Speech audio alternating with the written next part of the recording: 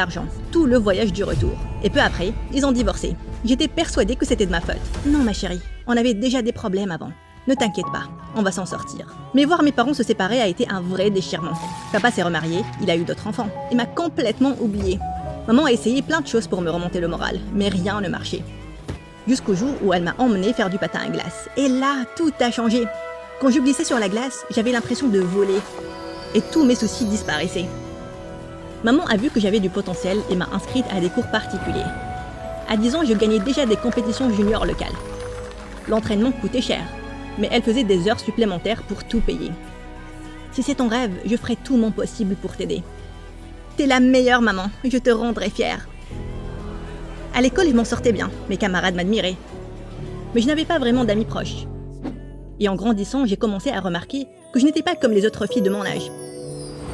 Par exemple, une fois, j'avais 15 ans, j'étais en soirée pyjama chez une amie. On regardait Titanic, et à la fin, toutes les filles pleuraient. Sauf moi. J'ai attrapé la télécommande et j'ai mis pause. C'est trop débile, regardez, il y a clairement assez d'espace sur cette porte pour que Jack monte aussi. Elodie, tu gâches le moment. Le moment est déjà gâché. Qui aime ce genre de film niais? Autant dire que je n'ai plus jamais été invitée à une soirée film. Peut-être que je n'étais pas une grande romantique, ou pas du tout. Franchement, et alors? En grandissant, tous mes camarades se mettaient en couple, ils rompaient, pleuraient sur un pot de glace. Alors que moi, j'attendais toujours mon premier crush. Je me sentais bizarre. Et la seule personne qui me comprenait vraiment, c'était mon meilleur ami, lui.